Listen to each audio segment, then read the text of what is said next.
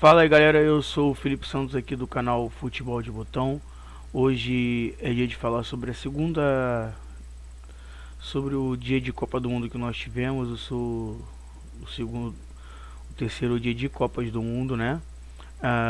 Sobre as partidas que teve hoje, as 4 partidas que teve hoje entre Argentina e Arábia Saudita, Dinamarca e Tunísia, México e Polônia e França e Austrália. Mas antes de mais nada eu peço que vocês deixem um like, se inscrevam no canal, ativem o sininho de notificações e compartilhem os vídeos nas suas redes sociais. Hoje eu vou fazer diferente do vídeo de ontem, onde eu falei sobre as partidas pelos horários que elas se deram, mas eu vou deixar as partidas onde teve vencedores hoje para falar e dar mais destaques pro final do vídeo. Então a gente vai falar primeiro de Dinamarca e Tunísia, que abriram hoje o grupo D, o grupo da França. Dinamarca e Tunísia, primeiramente vamos falar sobre as estatísticas da partida, os números frios do jogo. A Dinamarca teve 11 chutes a gol, enquanto que a Tunísia teve 13. Chutes que acertaram o alvo. Dos 11 que a Dinamarca deu, 5 foram na direção do gol, enquanto dos 13 que a Tunísia chutou, apenas um foi na direção do gol do Schmeichel. A Dinamarca teve 62% de posse de bola, enquanto que a Tunísia teve 38% apenas. 595 passes foram trocados pela Dinamarca, com 84% de precisão dos passes. A Tunísia tocou um pouco menos a bola, foram 374 passes, com uma precisão de passe de 74%. A Dinamarca cometeu 9 faltas, enquanto que a Tunísia 10. A Dinamarca teve 2 cartões amarelos, enquanto que a Tunísia apenas 1. Ainda não tivemos expulsões nessa Copa, portanto sem cartões vermelhos para ambas as equipes. Impedimento foi 1 para cada lado, enquanto que a Dinamarca teve 11 escanteios, a Tunísia teve 9. Foi uma partida em que ambas as equipes jogaram, principalmente a Tunísia, com bastante físico, tá? Foi um jogo muito físico, não teve tanta trocação assim. Eu esperava mais da Dinamarca. Para mim a Dinamarca foi uma das grandes surpresas negativas que eu vi nessa primeira rodada. Eu achava que a Dinamarca poderia vencer. Um adentro sobre a Tunísia, que assim, o jogo terminou 0-0, a Dinamarca teve um gol anulado no jogo. Mas um adentro que eu vou dar da Tunísia. A Tunísia recentemente fez um amistoso contra a seleção brasileira, em que a partida terminou 5-0 para o Brasil. Sendo que eu vi um comentário numa das redes sociais que eu possuo, sobre um grupo que eu participo, falando de futebol de Copa do Mundo, de futebol de seleções no caso, de que esse rapaz não mora aqui no Brasil, mora no exterior. Eu não lembro agora qual país, se não me engano é na Irlanda, em que ele estava num pub assistindo o jogo entre o Brasil e Tunísia. Todo mundo que estava assistindo, os portugueses, alguns africanos como egípcios e tudo mais, ficaram abismados com a seleção brasileira. Tinha outros torcedores de outras nacionalidades. Por que eles ficaram abismados? Porque lá para eles viam, principalmente os africanos que ali estavam, uma Tunísia como uma seleção com uma defesa bem forte.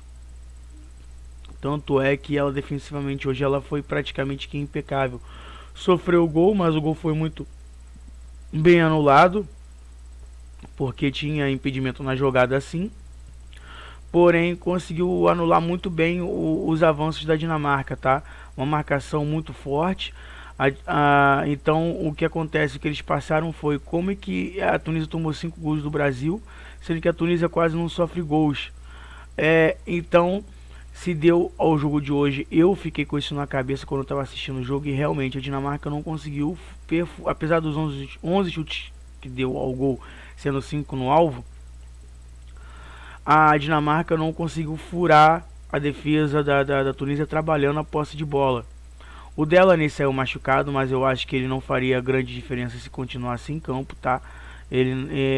O Eriksen, que quase morreu na última Euro com um ataque cardíaco, que ele teve um mal súbito, ele tem atuado bem pela sua equipe, mas na Inglaterra, mas e pela Dinamarca, quando ele voltou a jogar, também voltou a jogar bem.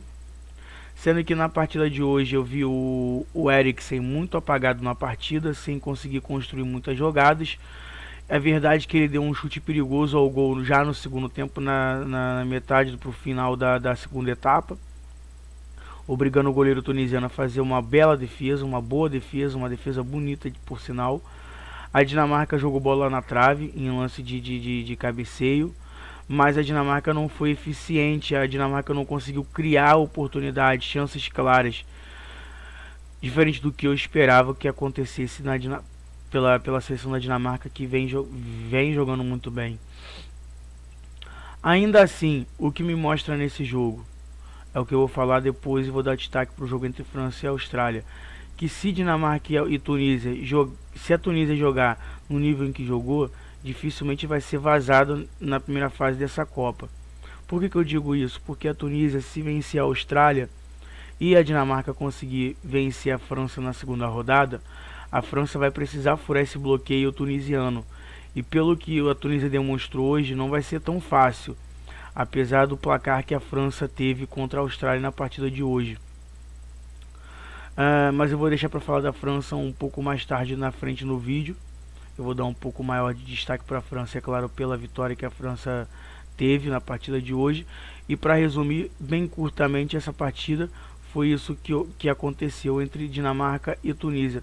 Você não pode esperar que eu dê destaques maiores para uma partida que terminou 0-0, assim como foi México e Polônia. Mas antes de eu falar de México e Polônia, vamos às estatísticas da partida de números frios, vamos colocar assim. O México deu 11 chutes, com 4 sendo no gol, enquanto que a Polônia, dos 6 chutes que deu, apenas 2 foram no alvo.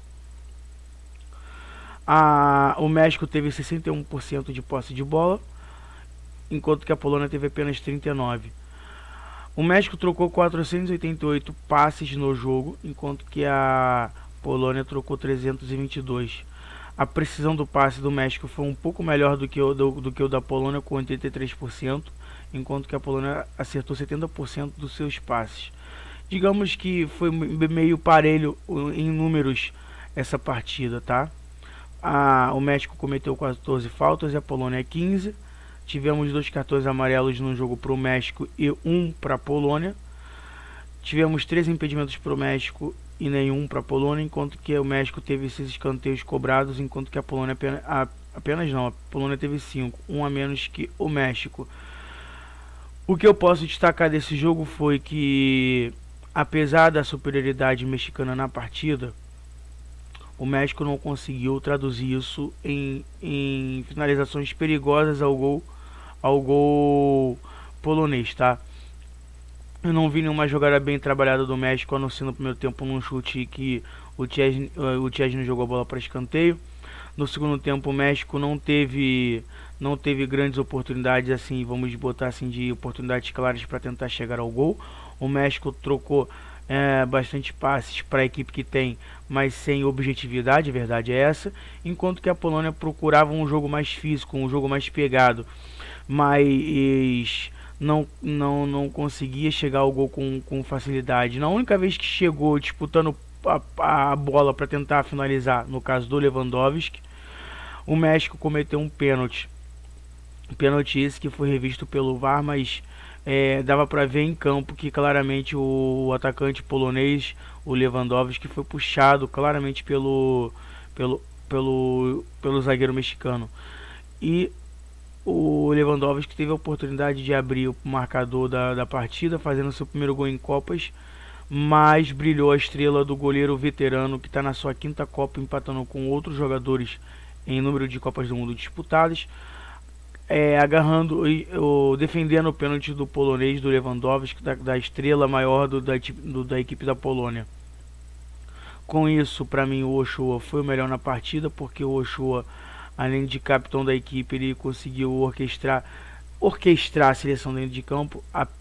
e após o pênalti defendido foi que o México tentou crescer um pouco mais ainda no jogo, mas o México, que não é o México de outrora, que tem alguns pequenos craques, vamos colocar assim, dentro do mundo para tentar resolver uma partida, não foi o que se apareceu. O México não teve esse cara para decidir a parada. A Polônia tinha e tem, mas não conseguiu. Foi um jogo muito parelho, um jogo muito brigado no meio de campo. Não chegou a ser uma partida de uma troca franca entre as duas equipes de ataques e contra-ataques. Mas o 0 a 0 acho que ficou de bom tamanho pelo que foi a partida. Com isso, os argentinos agradecem. Mas do jeito que a Argentina jogou hoje, vai ser difícil furar esse bloqueio mexicano e polonês, tá? Explico o porquê daqui a pouco. Vamos à partida entre França e Austrália. Lembrando que eu ainda estou muito rouco, eu não sei como que eu fiquei rouco, eu não tenho gritado nem nada, mas eu estou bastante rouco, minha voz está bastante falha. Mas vamos lá, primeiramente vamos aos números frios do jogo, as estatísticas da partida. A França que goleou a Austrália por 4 a 1, deu 23 chutes, sendo 7 no alvo, enquanto que a Austrália deu apenas 4 chutes a gol, bastante diferença, né? Enquanto que apenas um foi no alvo. A França teve 63% de posse de bola e a Austrália teve apenas 37%. A França teve 723 passes com uma precisão absurda de 89% deles, enquanto que a Austrália tocou apenas 440 passes. Assim, não foi apenas, mas pelo que foi o jogo, se tornou apenas pelo que a França fez, com 83% de precisão de passe dos passes que foi dado. A França cometeu apenas 5 faltas, enquanto que a Austrália cometeu 11. A Austrália teve 3 cartões amarelos, a França não teve nenhum. Não teve cartões vermelhos nesse jogo, ainda não teve uma expulsão nessa Copa. Não tivemos impedimentos nessa partida e 8 escanteios para a França e apenas um para a Austrália cobrar. Bom, o que eu posso dizer é o seguinte: a Austrália até que começou bem a partida. A Austrália começou disputando as bolas com a França, tentando sair em contra-ataque, e logo no início da partida funcionou a estratégia da Austrália, que marcava bem a França até então. O Mbappé estava errando tudo que tentava. O Tchouaméni era o que mais aparecia no meio campo francês para tentar trocar passes ali junto a Rabiot, e o Dembélé era pura correria. Giroud quase não aparecia. Resultado: cruzamento na área, Austrália 1 a 0, e nesse lance especificamente o Lucas Hernandes acabou se machucando sozinho tentando disputar a bola. E o que me parece que foi que ele arrebentou com o joelho dele. Não sei se ele joga mais essa Copa do Mundo, ou pelo menos na primeira fase, tá? Por que eu tô dando ênfase à lesão do Lucas Hernandes?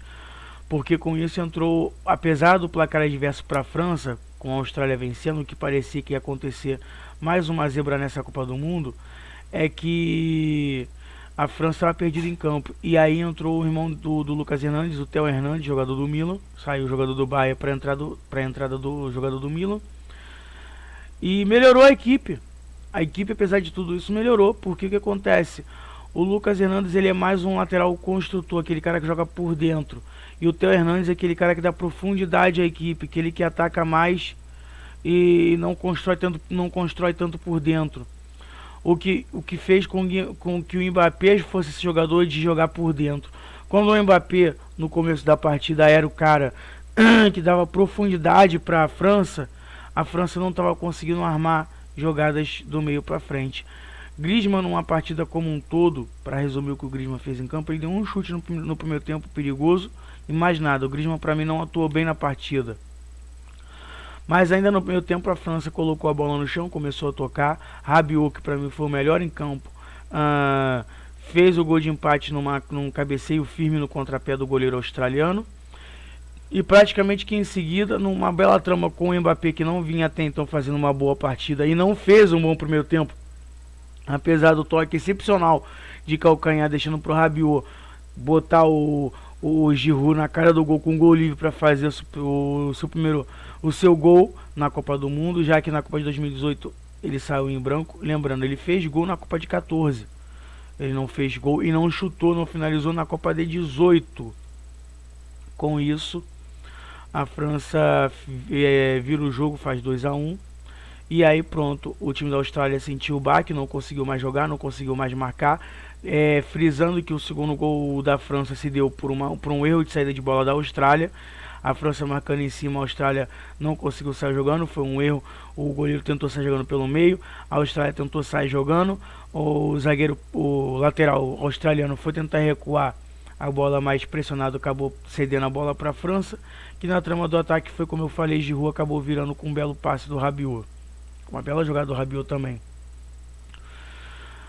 A França foi para o intervalo ganhando o jogo por 2-1 e no segundo tempo ampliou para 4-1. A França dominou a Austrália a partir de então e a França poderia até ter feito mais gols, só que a França meio que tirou o pé, começou a trocar passes.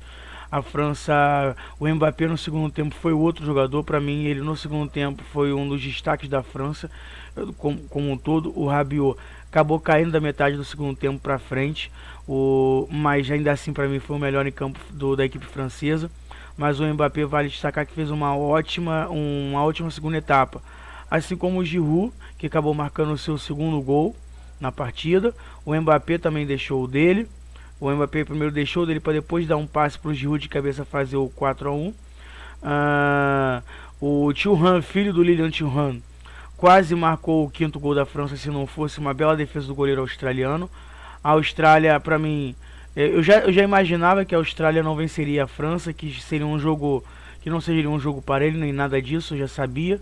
Quando a Austrália fez 1-0, eu achei que poderia pintar uma zebra pelo que eu vi entre a Argentina e a Arábia Saudita, jogo que eu vou falar já. Mas que a França é aquilo, os jogadores franceses jogam em alto nível, enquanto os australianos são poucos que jogam em alto nível na Europa, ou no futebol como um todo. A Austrália é muito fraca, a Austrália que de outrora teve Kehl e Viduka como seus maiores jogadores, hoje em dia não tem esse jogador de destaque na equipe, ou esses jogadores de destaque no elenco. Então a França se mostrou muito superior, mas eu vou querer ver o que a França vai ser capaz de fazer quando for exigida tanto por Dinamarca como Tunísia. Dinamarca principalmente, que é o segundo jogo da rodada. Se a França perder para a Dinamarca e a Tunísia vencer da Austrália pelo empate das duas equipes, a França vai entrar na última rodada precisando vencer o jogo para se classificar, e não a Tunísia. Então os franceses têm que ficar muito de olho nessa segunda partida contra a Dinamarca. A Dinamarca já os venceu pela Nations League há pouco tempo atrás e venceu jogando muito melhor que a França. A França, que tinha uma equipe parecida com o que entrou em campo contra a Austrália à época quando jogou contra a Dinamarca, e a Dinamarca com uma equipe parecida com o que jogou hoje ou que não jogou bem hoje contra a Tunísia. A Dinamarca não atuou bem contra a Tunísia, mas era a equipe base que enfrentou a França na Nations. A diferença é que não tinha Lloris no gol, era o Maignan, o goleiro que atuou pelo Milan. Então vamos ver como é que vai ser essa segunda rodada do grupo D. A classificação do grupo D ficou com França primeiro com 3 pontos, Tunísia pelos cartões amarelos, que é o critério de desempate, está em segundo lugar, enquanto que a Dinamarca está em terceiro e a Austrália em último. Nessa configuração que eu falei, a França ainda pode ficar fora da Copa do Mundo, mas não acredito que vá acontecer tal fiasco com a equipe francesa. Tá ok? Então vamos para a última partida, que foi a primeira do dia, na verdade. Foi a partida entre a Argentina e a Arábia Saudita. Nem sempre as estatísticas, os números frios do jogo mostram o que foi o jogo, tá? Olha por que eu tô falando isso. A Argentina, que hoje foi até então a maior zebra dessa Copa do Mundo, tá? Foi o resultado de hoje entre a Argentina e a Arábia Saudita. Vocês sabem, a Argentina perdeu de virada pros sauditas, perdeu por 2-1. A Argentina deu 15 chutes ao gol. Claro que não foram computados os chutes que a Argentina deu ao gol nos lances que se deram por impedimento. Eu vou falar já sobre isso. A Argentina deu 15 chutes a gol, enquanto que a Arábia Saudita deu 3 apenas. 6 dos 15 chutes que a Argentina deram ao gol foram na direção do gol, enquanto dos 3 da Arábia Saudita, 2 foram na direção do gol. 70% de posse de bola para a Argentina, enquanto a Arábia Saudita teve apenas 30%. A Argentina trocou 596 passes, com precisão de 85% dos passes. A Arábia Saudita, bem menos, trocou 266 passes, com precisão de passe de 68%. Foram 7 faltas cometidas pela seleção argentina, enquanto que a Arábia Saudita... a Argentina cometeu 7 faltas apenas no jogo, enquanto que a Arábia Saudita cometeu 21. Não teve cartão nenhum amarelo para a seleção da Argentina, enquanto que a seleção saudita teve 6 cartões amarelos recebidos. A Argentina teve 10 impedimentos no jogo, e gravem esse número de impedimentos porque isso fez diferença na partida de hoje, enquanto que a Arábia Saudita só teve um impedimento na partida. Foram 9 escanteios para a Argentina cobrar, enquanto que a Arábia Saudita teve 2 escanteios no jogo. A Argentina começou muito bem, começou parecendo que ia atropelar a Arábia Saudita, começou tocando muito bem a bola. Vocês viram, a Argentina trocou muito mais passes que a Arábia Saudita. E logo cedo a Argentina fez 1-0, gol de pênalti, gol do Messi. Messi marcando o primeiro gol da Argentina na Copa do Mundo, o que parecia que ia ser um passeio. O pênalti foi discutível, tá? Mas passível de aceitar que foi pênalti de fato, porque foi uma disputa de bola na área, onde teve um empurrão dali, um empurrão daqui, teve um agarrão daqui, outro dali. Alguns acharam que foi uma disputa normal de jogo, inclusive eu. Porém, dá para se aceitar que aquilo foi pênalti de fato. A verdade é que a Argentina chegou ao 2 e ao 3-0 supostamente jogando muito mais que a Arábia Saudita. Só que o que acontece? Os 2 gols que a Argentina fez logo em seguida do de pênalti, com o Dybala e o próprio Messi, estava impedido. Ou seja, a Argentina na verdade só estava com 1-0 no placar. A Arábia Saudita começou a tentar equilibrar o jogo. A Argentina caía na armadilha da Arábia Saudita, que estava jogando claramente com linha de impedimento. A Argentina começou a não conseguir mais entrar os passes. Ela começou a administrar o primeiro tempo achando que estava bom para ela, indo por intervalo com a vantagem de 1-0, e que a qualquer hora poderia e iria sair o gol da Argentina, o gol argentino, o segundo da partida, o terceiro, o quarto, pelo que se deu no primeiro tempo, porque a Argentina tocou muito bola de lado, não conseguiu. Depois do segundo gol anulado, ou do terceiro gol anulado, porque teve um terceiro gol anulado, mas que quando teve a finalização todo mundo ia saber que estava anulado o lance, já tinha impedimento no lance da jogada. A Argentina não conseguiu mais chegar, não conseguiu, de fato não conseguiu, e fez um segundo tempo, principalmente o início do segundo tempo, absurdamente de um evidente apagão argentino ali. Eu não sei o que houve, eles entraram desconcentrados. A verdade é que em 8 minutos a Arábia Saudita conseguiu virar o jogo. Primeiramente, o Messi perdeu uma bola na linha de meio de campo, enquanto que os sauditas lançaram uma bola para o ataque, e parecia que eles iam se atrapalhando até que a bola sobrou para o jogador saudita marcar o gol de empate contra a Argentina. E logo na sequência, bem dizer, com 5 minutos após o gol de empate, que o gol de empate foi aos 3 do segundo tempo, a Arábia Saudita conseguiu um chute de dentro da área que ia para a direção do gol. A bola foi cortada e no rebote o Salem vai lá e faz 2-1 para a Arábia Saudita, virando o jogo. O que parecia impossível se tornava realidade.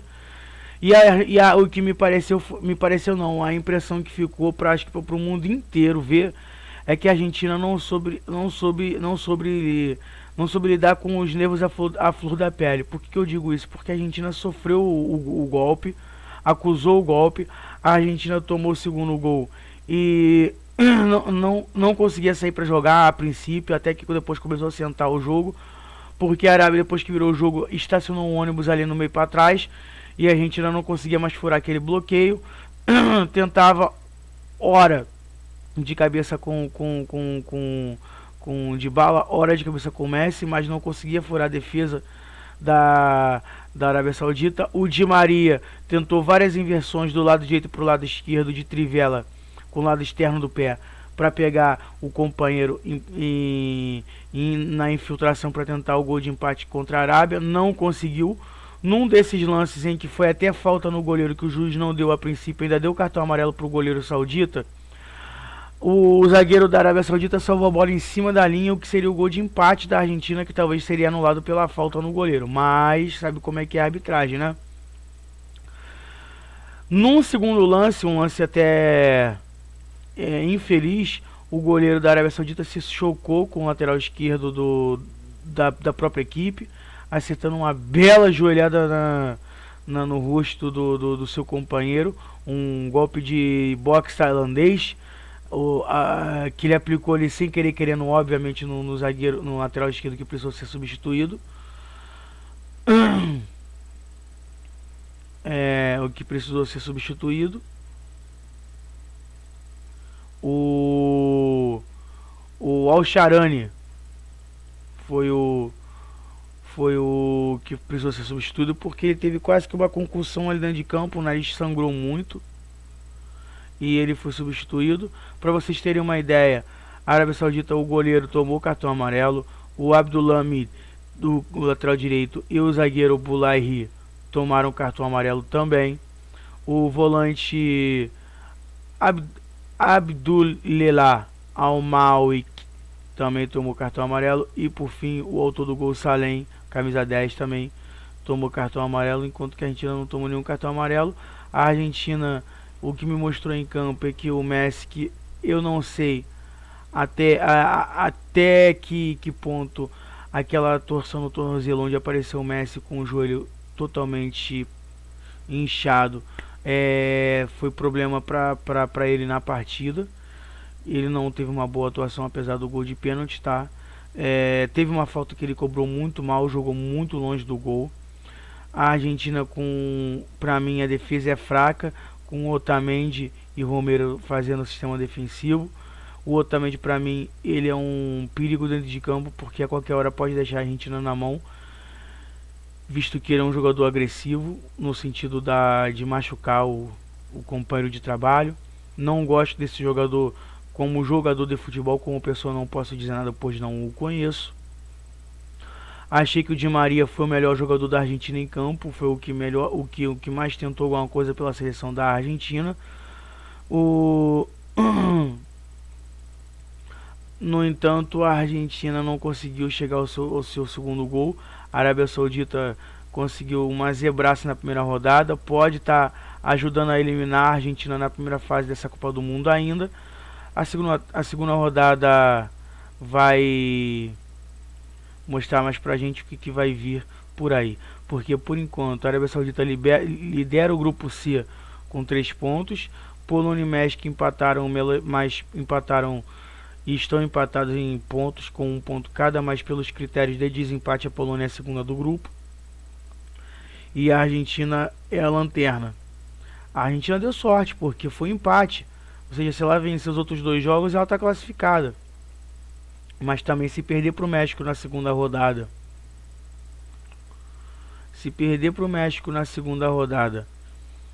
e a Arábia Saudita conseguiu um empate com a Polônia que for, a Argentina está fora da Copa. Essa que é a verdade, porque não vai ter como mais chegar a 4 pontos. E aí a Argentina vai repetir a campanha de 2002 e vai sair fora da Copa ainda na primeira fase, chegando como uma das francas e grandes favoritas da Copa. Então é isso, galera, espero que tenham gostado. Quase meia hora de vídeo, vai batendo meia hora de vídeo aqui. Espero que vocês tenham gostado, deixem um like de vocês, se inscrevam no canal. Essa foi a rodada dos grupos C e D hoje da Copa do Mundo. Deixa o like de vocês aí, se inscrevam no canal. Valeu, até mais e fui!